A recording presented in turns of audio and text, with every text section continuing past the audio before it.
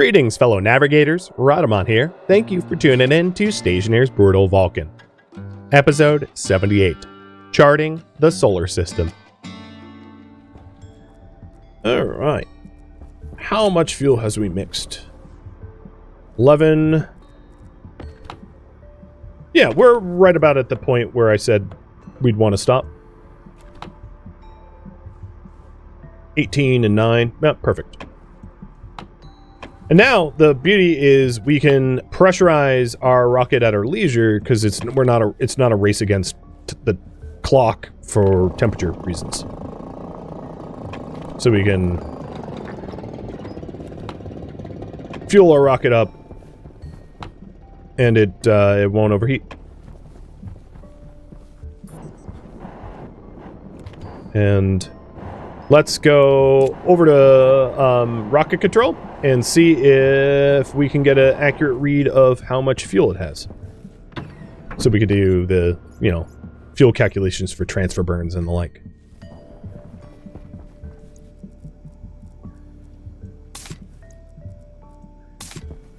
Farm. Yeah, everything looks fine. Pressure, yeah. Water, it's all good.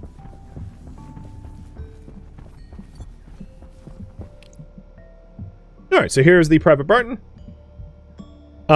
We can obviously see the fuel. I really shouldn't be in here. But yeah, I mean, it's the data is there, so it's fine. I really shouldn't be fueling up a rocket without the ability to, like, turn off the pump. Because, overpressurization kaboomies. I won't do that twice. I probably will, but I'll pretend I won't do that twice. Because I have no fail-safes in overpressure. There's nothing stopping it from going kablamo. But we already have 14 kilomoles of oxide, or volatiles in there. Basically, it's fueled up.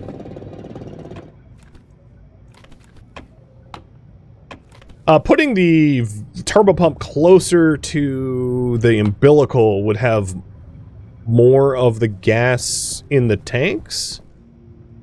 But like 7 and 14, that's enough. That's fine. Especially if it's not returning back to Vulcan. So we're good.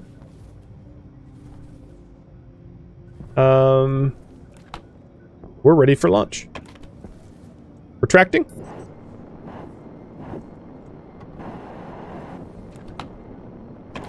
Pulling the fuel that is stuck in this pipe back into storage. Cheers, by the way.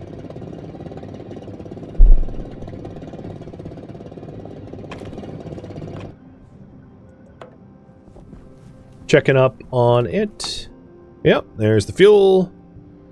It's ready to go. I'm assuming battery's at 100% because it's been plugged in the whole time, but before we launch, we'll double check. And I think the private Barton is ready for its maiden voyage. And we've got a little bit of fuel left over. 6 kilomoles of fuel or whatever. Sweet. So let's do the pre-launch sanity check, making sure that it has all its parts, it's all fueled up, it's all powered on, and then blast it off to explore Vulcan, or the solar system, I guess. All right, Barton. Battery full, fuel full, mass and dry mass. So fuel mass is being calculated now. So it's not that the tanks have mass, but the fuel in the tanks have mass. Got it. Thrust weight is not being calculated until we actually take off, but I'm sure it's fine. Rocket scanner. I'm going to double check that it has a scanning head, because I don't think we'd be able to detect from here. Its downlink is fine, its avionics is fine, pipe analyzer is fine.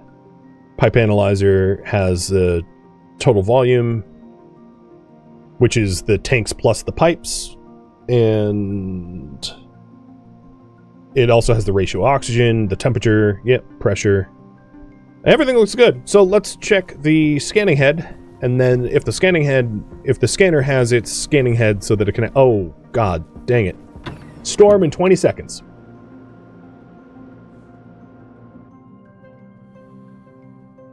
The ice crusher isn't on yet, no. Yeah, this is probably going to be an ash storm. Who's ready to get lost?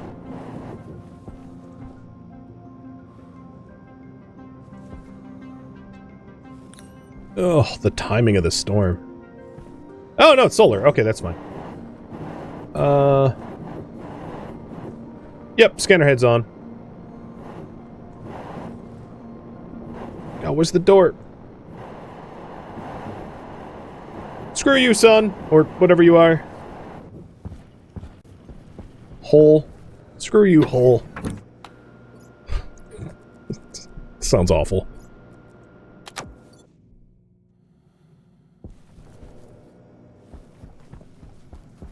Alright. We're gonna launch. Although it's burning my retinas. I don't think the internal temperature of the... Yeah, the gas temperature isn't changing or anything. So, here we go. We're going to Vulcan... Actually, you know what? We're going here. Exploration rocket is a go. Goodbye! Sweet! Voltals on. Ox Crush on. So now we are getting more Voltals from our Votal Precip or whatever, the 12 kilomoles that are here. And then the Ice Crusher's adding to our oxygen. I guess I can turn this Ice Crusher off. Presumably there's no more water ice left.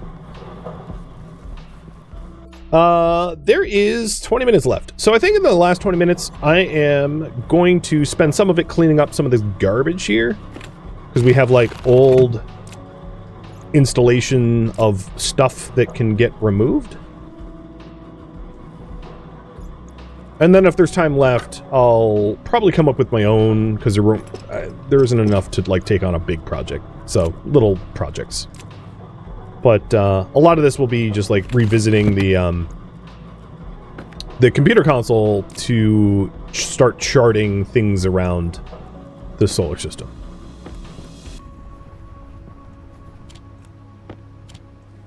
I could, hook up the fuel furnace thing again, too. So this air conditioner is also not needed.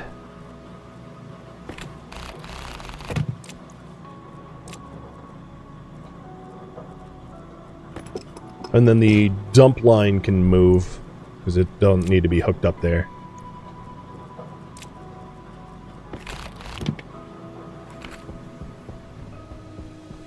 What's the rocket CTA? I will check in a moment.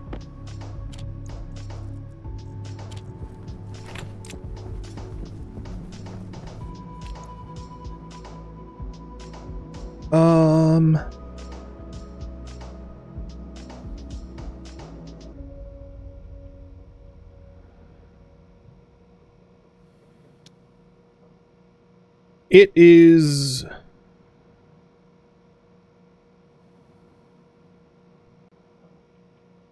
already charting. Oh my god, this is brutal.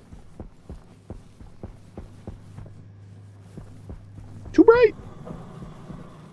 So this waste dump line, I know that this is gonna, like, essentially break the air conditioner, but I'm just gonna do it.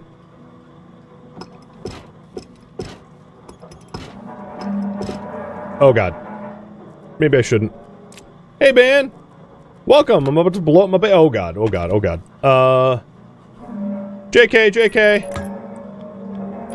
Put it back, put it back, put it back, put it back! Welcome!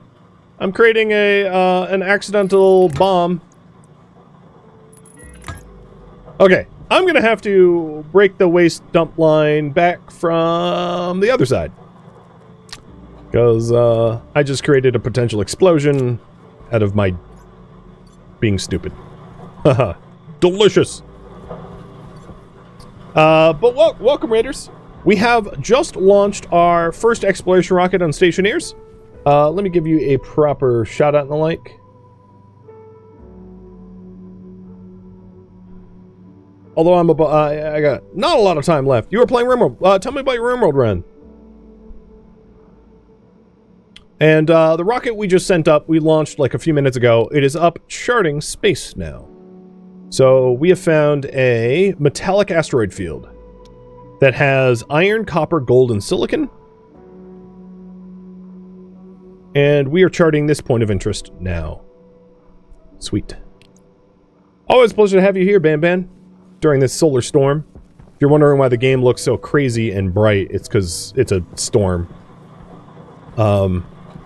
And I was just cleaning up the base a little bit because I'm always messy, but like it's extra messy because we ripped out some old systems that I need to, you know, like this giant brown pipe right here needs to go because it's in the middle of the entire base. And that's what I was working on, but I almost blew up the base as a result.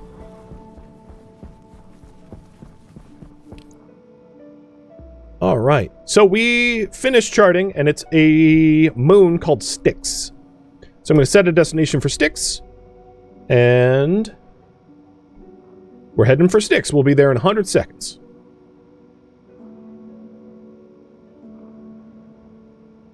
So we know Vulcan. Obviously, we're here. We found sparse vapors of both oxygen and water. We found metallic for the base minerals, you know, gold, copper, iron, silicon. And then we're heading out to Styx to chart that too.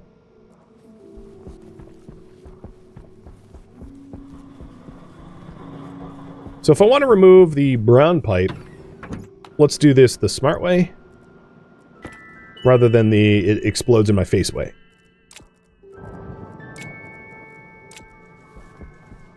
I'll remove it from here. And then we'll run this brown pipe out that way. So I'm going to remove some of it from here, but not a lot of it so it doesn't overpressurize. And then I'll hook this up to whatever the roof access is there. I'm just going to make sure that I have a completely empty waste tank, because as soon as I step outside, we're in solar storm territory where my butt gets cooked. Plus, I know that my crew quarters doesn't have air conditioning until I hook this back up, but like, whatever. It's fine. It's not going to like miraculously superheat or anything like that. So I haven't actually been up to space. That isn't a feature in Stationeers just yet. But you can launch stuff to space, collect materials, collect science type or exploration type stuff, and then come back down. So we have arrived at Styx. Let's start charting it. And turn that on. Turn that on. I'm going to lock the pipe analyzer on. And I'm going to lock the rocket scanner on so it stops turning off. So now we are charting this and this.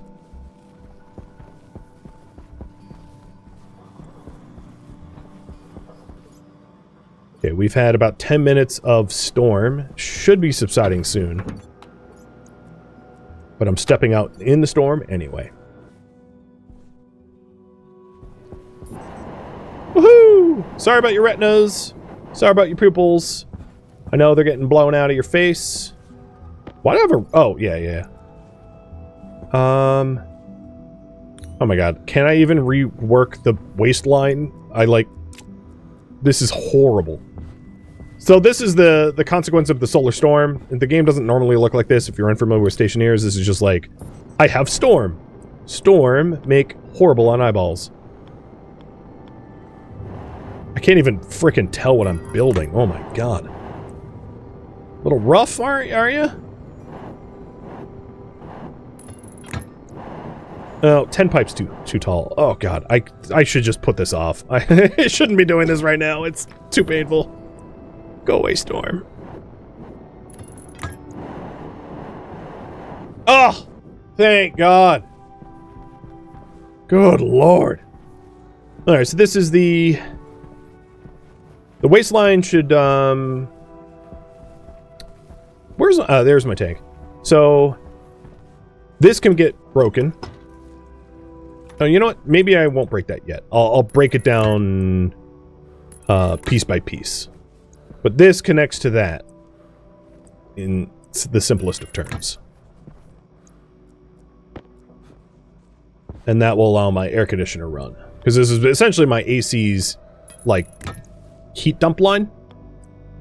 And without being able to... I need somewhere to dump the waste heat. So, this is quite important.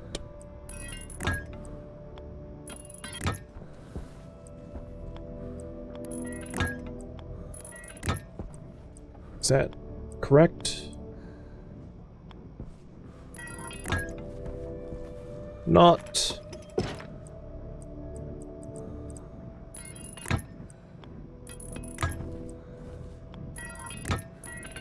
Okay, so now the AC's heat dump line is fixed and hooked up. And now I can remove the brown pipes in sequential order up here, and it should work. Also, whatever we were charting should be done. Yeah, I have like pretty I have light sensitivity for my eyes, so I know how horrible that looked, and it hurt me too.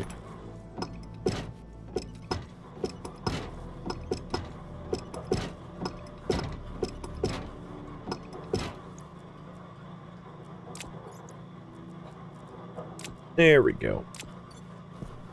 Nice! Now we don't have a giant pipe in the middle of the base that doesn't need to be there. And I just have to fix the remainder of it up top. Alright, checking on our charting. Precious asteroid cluster and outer transfer. So the precious asteroid cluster is here. And this has silver, nickel, lead, and cobalt. I've never heard of lead being called precious, but sure. And then outer transfer. Setting destination for it. And we'll be there in a minute and a half. We have about 6 minutes of fuel, something like that. 7 minutes of fuel. Glorious! Alright, let's remove the last of the waistline excess. There was also, that can be fixed too. Let me fix that now while I'm staring at it.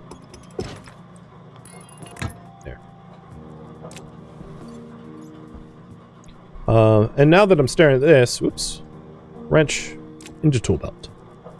Volatiles are back up to 6. So we're sipping volatiles. Good.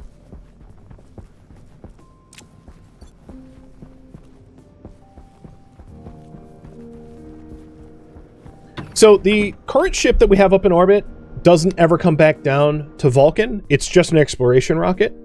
But the other rocket we have on our launch pad, and I'll show you the other one, is a mining rocket. So this one has made 2 trips already.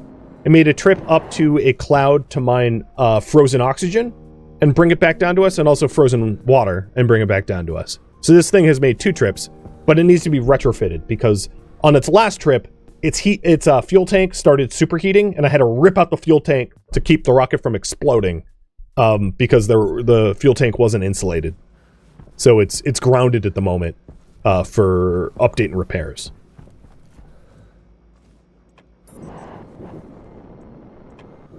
What was I doing? Oh, right, the fuel line.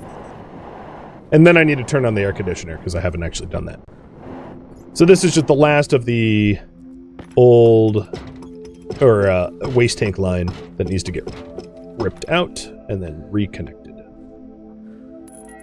This thing essentially runs the air conditioners in our base, so it's kind of important to have that, but not maybe in the middle of the base.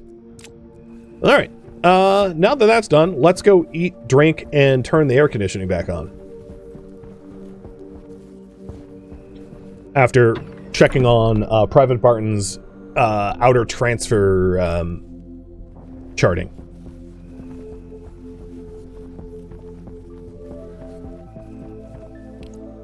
So we arrived. Here we are. There's 2 things to explore, so let's start charting that as well. Oh, and locking it didn't keep it. Oh, fine. Okay, I guess lock does not matter. It did not listen. It was like, oh, you have it locked? Don't care. We'll turn it off anyway.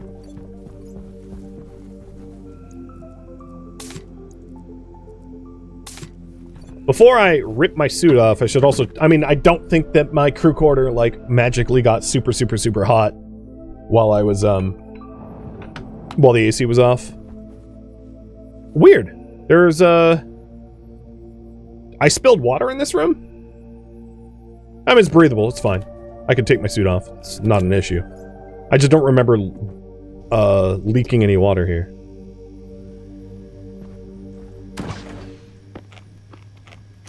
Ooh, we're gonna need to make more fries.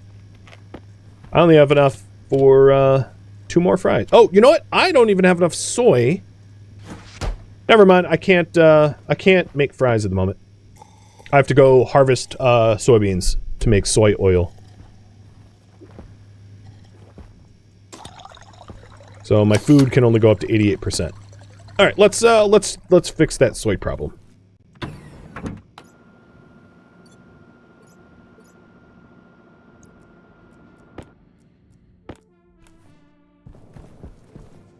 Yeah, so I grow soybeans to make oil out of them to fry my potatoes. But I ran out of soy oil. So I grow wheat and soy. I used to grow potatoes and I had a lot of leftover potatoes, but this is my farm. I grow mostly ferns to produce oxygen, but at this point, like, that's obsolete. And then I grow soy and wheat. Essentially, the challenge of this run is Vulcan, the planet I'm on, has no natural source of oxygen. There's no oxygen in the atmosphere, and there's no oxygen to mine up. So the challenge of this run was that the only oxygen I had access to was oxygen that plants produced by growing. But now that I have a miner that goes to space, that's not an issue anymore, because obviously, I can just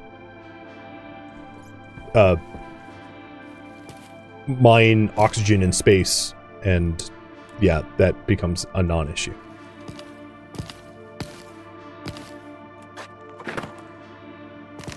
And I don't harvest stuff much, so while I'm staring at it. Interesting that this thing never got to seeding. I'm just going to pull it up anyway and reset it. I'm not sure why it never managed to seed, because it's been idle here for a long time. Because the conditions in this farm are like ideal, so I'm a little concerned. It could have just been like a weird mutant strain of wheat that oh, that one didn't get to seeding either. Weird mutant strain of wheat that like required something abnormal. I'm not sure. I don't care ultimately. That seeded. That seeded. All this row seeded fine. It was just the second row was stupid.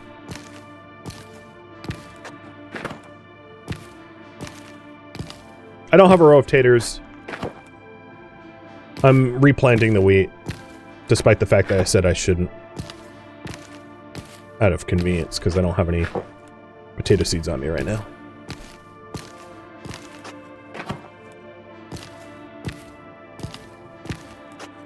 But like, I so little care about the yield here that I could just like rip out the wheat while it's growing. It wouldn't matter to me. I don't really require it to survive. Alright, back to making fries. But before I go over there, let's check up on the charting. So, we have found Erebus and Lethe. Erebus is here, and Lethe is here.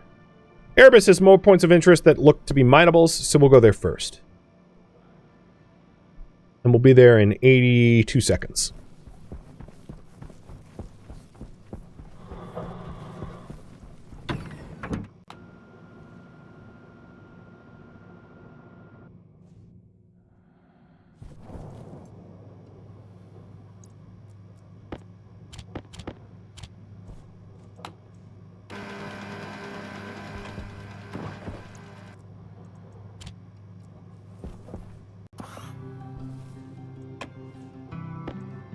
All right, there's our soil. So I'm going to use up all 4 milliliters of this. 1, 2, 3, 4, and then 1 of this, and that makes fries.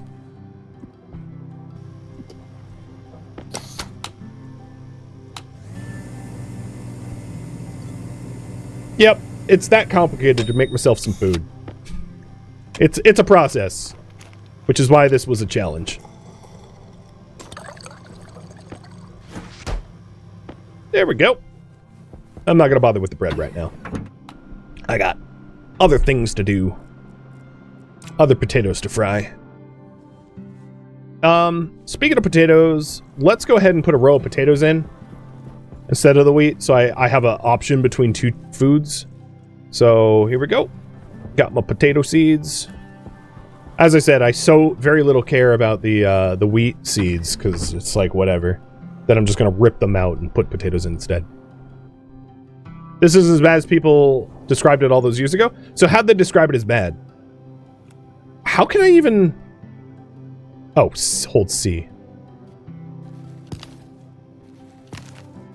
It's super complicated, but it isn't janky. It's very hard to learn. I won't lie about that, but it is not... there isn't a lot of jank. So it's a very complete game. It's just way over the heads of the average player, so you have to dedicate a lot of time to learn it. And its learning curve isn't gentle to complexity. It starts off as complex and only gets worse.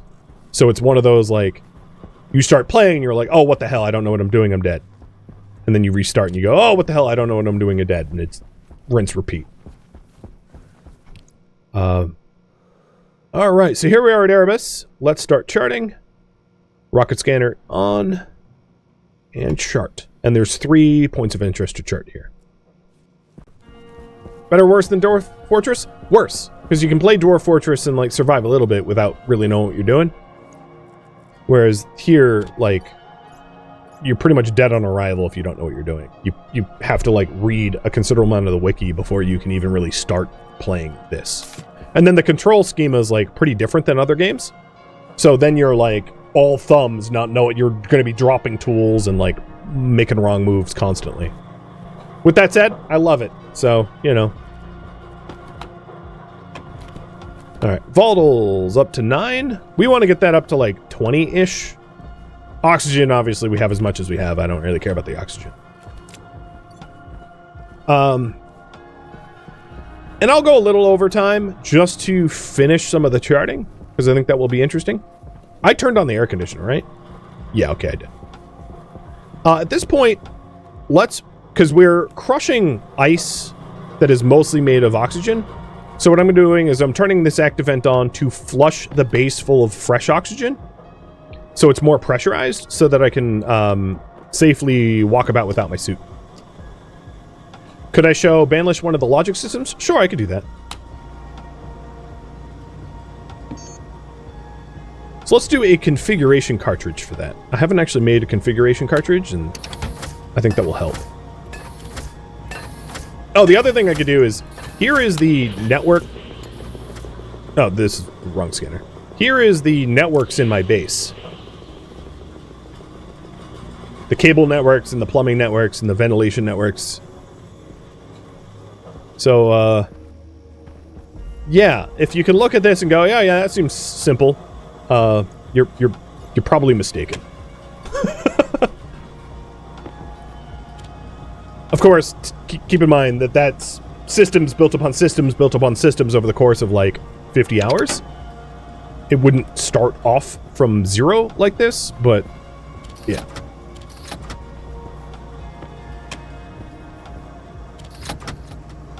So the configuration cartridge allows you to look at like logic networks more cleanly than so if we open up the device configuration, we can see like the data on it and how it's configured. So if we look at the logic of this like compare unit, we can see its settings and its hashes and its reference IDs and what it's connected to and how it operates. So like looking at this flashing light or, you know, any of these pieces. But like if you wanted an accurate look on the logic network, this game uses something called MIPS, which is a coding language that I'm not using for this run. But like, I have a flashing light that tells me when this filter runs low. So if I pull this filter out, the light goes on. Seems pretty simple, right? So here's the logic for that.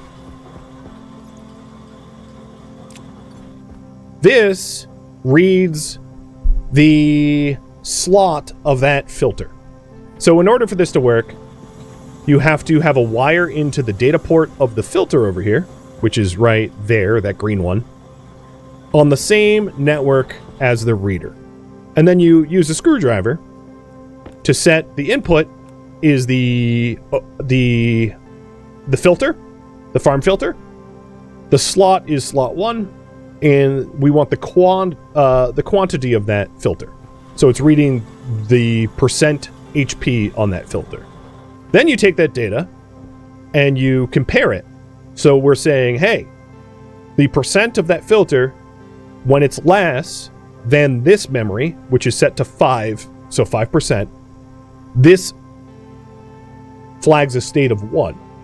And then this writer goes, hey, take that flag state of 1, and when it turns on, control the flashing light to turn on. And that's only 4 pieces of logic, but that's 4 pieces of logic that is required so that when filter is less than 5%, the light goes, hey, pay attention. And the reason for this is when this filter fails and it will stop pulling oxygen out of our farm, which then causes the farm to become, loses its, eventually the farm will convert all of the carbon dioxide in the farm to oxygen, and the plants will die because they will suffocate. So that alarm is basically, hey, plants need attention kind of alarm. Seems pretty straightforward, sure. That's the simplest logic wall that I have. I have a lot of other logic walls. There's dozens of chips. You know, this is just what's installed inside. So like this is logic for capturing volatile gas from the atmosphere, as you can see, it's turning on and off through logic right now. And then there's logic for everything. There's, you know, this is logic to, this is also part of the same logic, actually, the night gas logic. Both of those walls are night gas logic. Basically, it's saying at night, pull volatiles into a giant holding tank so that we have, because at night it's colder outside than during the day, and then keep those volatiles at a certain level so that we don't exceed a pressure limit that turns pollutants into from a gas to a liquid, which causes a bunch of heat. Needless to say, like, the game is just, it's complex in every way possible. But before I digress too much, let's check on the charting. So we have found a layered ice field, outer Erebus ring, and inner Erebus ring. Layered ice field has oxygen and nitrogen nitrous oxide, carbon dioxide and water. And this is a more dense water source, but it's way farther out. And then dangerous ice, which is ice that is volatiles and oxygen and nitrous oxide. If you melt that at a high temperature, go boom! No wonder it's called dangerous ice. But yeah, this, if we wanted like a lot of nitrogen, this is one way to get it. And then that has this outer Erebus ring, which is silicon, gold, silver, iron, copper, silicon. And then the inner ring, which is iron and copper. All right, let's chart to Lethe. And go. ETA 156, fuel for 200. So this is probably the last charting spot, because we won't have fuel for another burn after this. I don't think. Yeah, there's phase change. So what I was referring to here is this before, pollutants. The atmosphere of this planet is pollutants, carbon dioxide, and volatiles. Carbon dioxide is great because we need it for our farm, for instance, and it's a pretty good non-combustible gas, so that's also useful. The problem with pollutants is pollutants phase change. So pollutants are a gas until they become pressurized at about 5 MPa, and then they become a liquid, and when that happens, it, you know, produces a lot of heat. And I didn't want hot volatiles. Needless to say, we had to consider the phase change for that.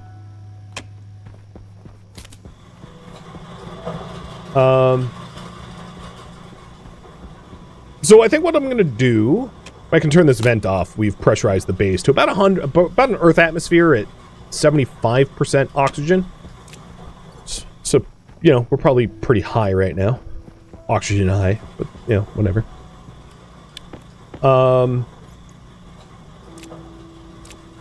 So I'll end the stream once we chart this last spot, basically for when the Private Brighton rocket dies.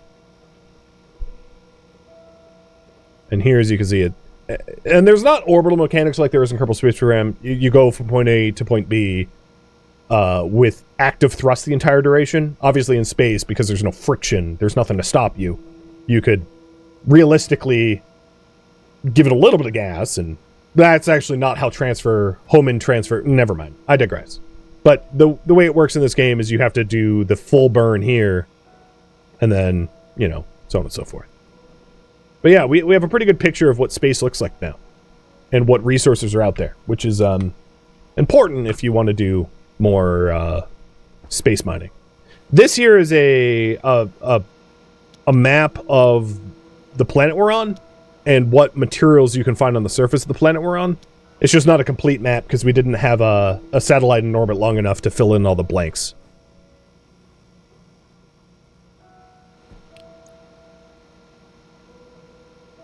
Okay, I think we're there. We're at Lethe. So we don't have a lot of fuel left, obviously. Our tanks are pretty depleted.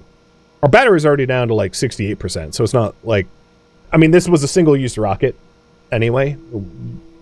But we are charting what is likely its last point of interest, because we didn't give it enough fuel to get any farther. But realistically, for resource exploitation, we wouldn't be going much farther than this anyway, because the amount of fuel required to get out here and get back home will start to exceed the thrust-weight ratio of the rockets we can build, because there's 4 types of rocket engines. There is the gas... what engine should work? There's pumped gas, liquid, and fed gas.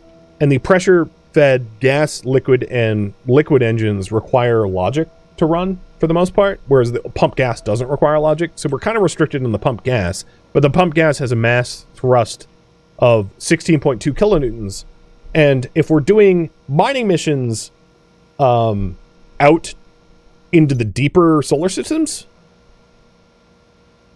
the amount of fuel required to get here and get home will exceed the thrust to weight ratio of the pumped gas engines.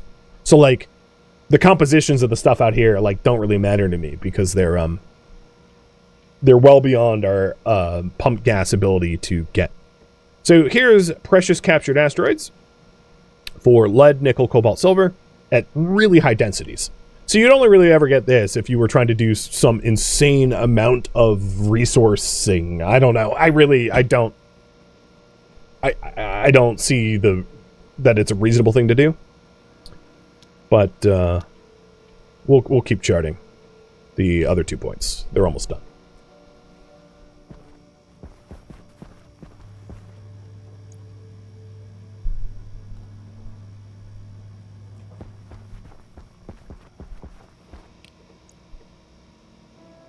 Alright, we're just about done charting this spot.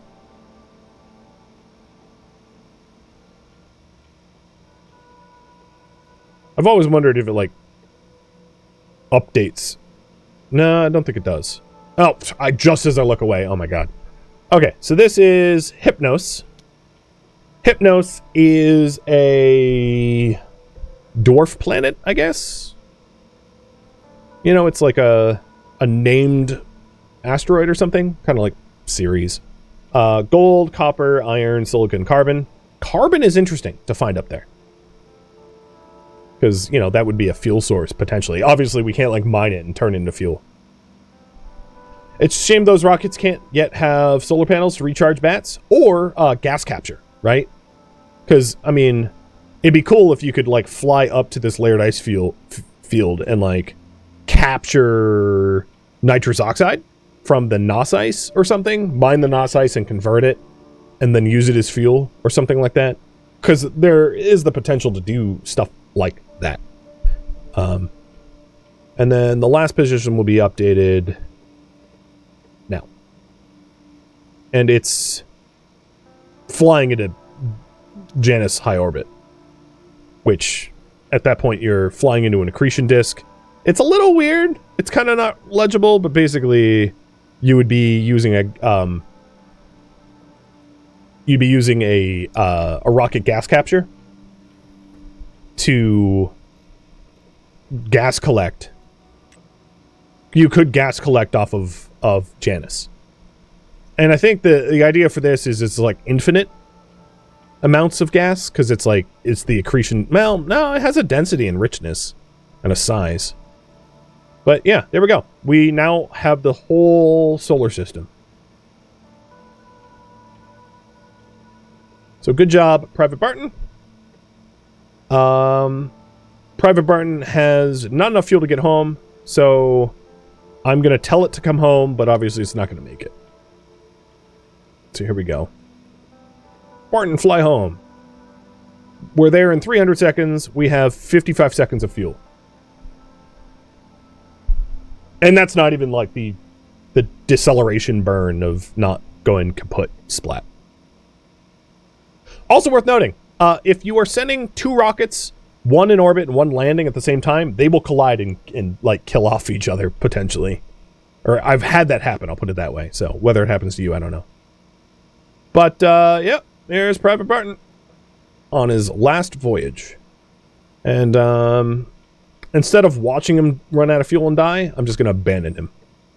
Bye, Barton. And now this is...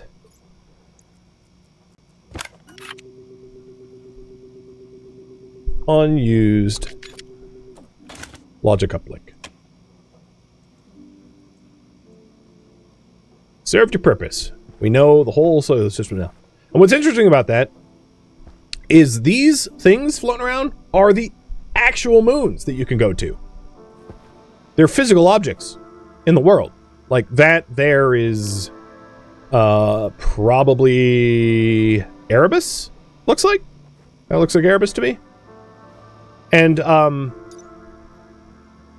you can get a telescope and like actually look at these things. With a rocket celestial tracker and a daylight sensor, you can actually stare at them. And I mean, it doesn't, it's like just a weird thing to do. Like it doesn't provide any data. It's just like a nice thing to build, I suppose. But yeah, they're physical objects in our solar system, and they can be tracked and all that. So there you go. Exploration of the solar system, and luckily I added just enough fuel to get that done. I hadn't actually done the full exploration before, and I didn't know how much fuel we needed. But there you have it. So we have 13 and... oh, they're the same. Obviously, we have a lot more oxygen because it's not reading the full amount. But this, friends, is where we're going to leave off, having ripped out all the H2 combustion stuff because we don't need it for water anymore. Having landed our oxygen rocket full of oxygenated ice, set up all the silos and the chutes and the crusher and the tanks, started crushing it to produce more rocket fuel, and scaled up our rocket fuel production, redesigned the entire fuel system so that we make fuel down on the launch pad so that we can like measure it and pressurize it and all that stuff.